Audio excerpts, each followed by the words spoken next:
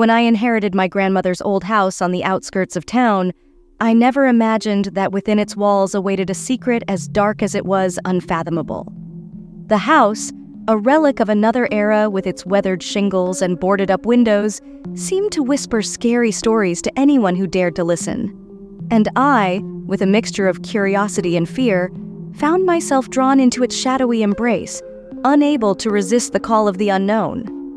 From the moment I set foot inside the house, I knew something was wrong. The air was heavy and oppressive, as if permeated with the whispers of lost souls. The creaking of the steps beneath my feet echoed in the ominous silence, and every shadow seemed to take on a life of its own, lurking in the dark corners. But it was when I found the forgotten door in the basement that I knew I was not alone in the house. An old wooden door, covered in dust and with a rusted lock, that was not on any floor plan or register. A door that seemed to whisper my name in an ancient language, promising secrets and horrors beyond human imagination. And so, my heart pounding with a mixture of anticipation and fear, I found myself facing the most difficult decision of my life: open the door and face the unknown, or flee and let the mystery remain unsolved forever? At first, I resisted the temptation of the forgotten door. I tried to convince myself that it was just a fantasy, a trick of my mind tormented by the oppressive atmosphere of the house. But the more time passed, the louder the door's call became, until I finally succumbed to its sinister lure. With trembling hands, I pulled the key from my pocket and inserted it into the rusty lock. The key squeaked, protesting disuse, as if the house itself was trying to dissuade me from continuing. But my resolve was firm, and with a determined turn, the lock gave way with an ancient creak. As I opened the door, a blast of cold, stale air came out of the darkness beyond. A darkness so thick it seemed to devour the light from my flashlight, blinding me in its icy embrace. With a lump in my throat, I took a hesitant step forward, crossing the threshold into the unknown. The ground beneath my feet was damp and slippery, as if covered in moss and moisture. The air was permeated with a pungent metallic smell, like that of fresh blood, and the sound of my own footsteps echoed off the stone walls that closed in around me. As I advanced down the endless corridor, the darkness seemed to take shape around me, writhing and contorting like living shadows. The shadows whispered incomprehensible words in my mind, their voices full of ominous promises and ominous warnings. And then, in the heart of the darkness, I glimpsed something that chilled my blood in my veins. A dark, faceless figure with empty eyes and outstretched arms watched me from a distance, its presence palpable in the static-laden air. With my heart in my throat, I knew I had unleashed something that should never have been released. But it was too late to turn back. I had crossed the threshold into the unknown, and now I would have to face the consequences of my recklessness. The faceless figure slowly approached, moving with an ominous cadence that filled the air with palpable terror. My muscles tensed, fear gripped me, and an inner voice screamed for me to flee, to leave this cursed place behind and never return. But something inside me resisted the idea of giving up so easily. A flash of courage born of a desperate desire to discover the truth, to face the horror head-on and find a way out of this nightmare. With each step of the figure's approach, my resolve strengthened and I forced myself to stand firm. Then, when the figure was only a few steps away, it suddenly stopped. The air became heavy with palpable tension as we stared at each other, caught in a moment of deadly silence. And then, with a sudden, unannounced movement, the figure vanished into the darkness, leaving me alone in the empty hallway. The momentary relief I felt was quickly replaced by a growing sense of unease. I knew I was not alone in this place. There was something else, something lurking in the shadows and waiting for its chance to strike. Determined not to fall prey to fear, I continued to advance down the hallway, my trembling flashlight illuminating the way into the unknown. Every shadow seemed to harbor potential danger, every noise a latent threat in the oppressive darkness. Finally, I came to a door at the end of the hallway. An ancient door, carved with arcane symbols and sealed with a rusty padlock. My heart pounded in my chest as I stared at the door, wondering what secrets it hid within and whether I was prepared to face the consequences of uncovering them. Despite the fear that gnawed at me, my curiosity was stronger. The door in front of me seemed like a portal to a forgotten past, to secrets that perhaps should have remained eternally buried.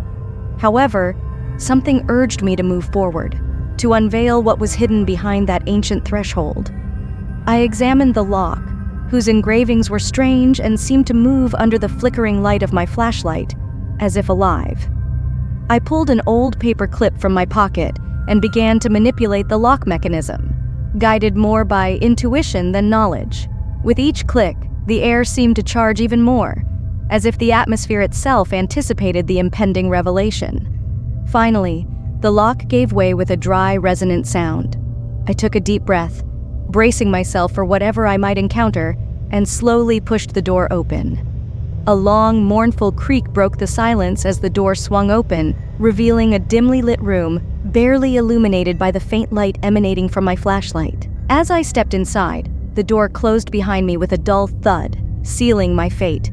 The room was filled with dust-covered bookshelves, on which rested countless old books and manuscripts, their spines eaten away by time.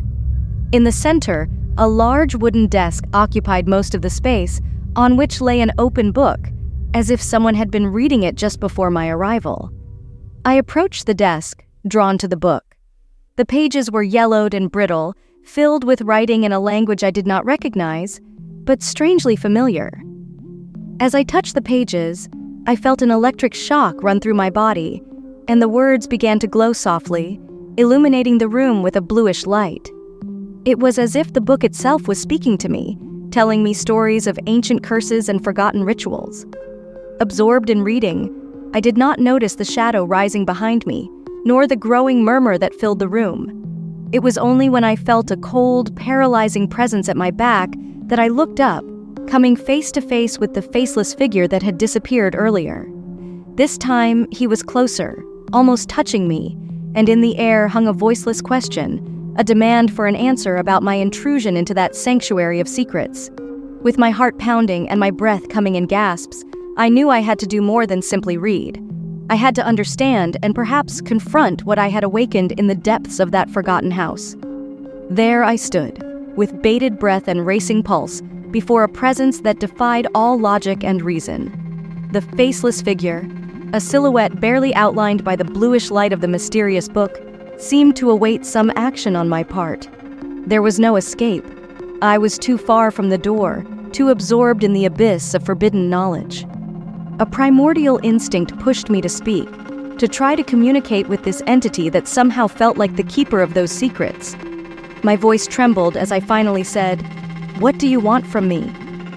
The figure did not respond, but the air was charged with a palpable tension, as if my question had upset an ancestral balance. I looked back down at the book. The illuminated words guided me, whispering to me an ancient invocation that seemed to be the key. Completely unaware of the consequences, I recited the words aloud, feeling each syllable resonate in the confined space, vibrating against the walls filled with secrets. As I finished, the figure began to fade, but not before extending a hand toward the book.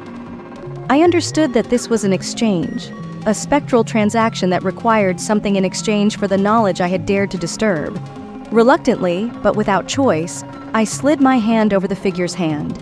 It was like touching the void, cold and unfathomable, and in that instant, a torrent of visions flooded my mind.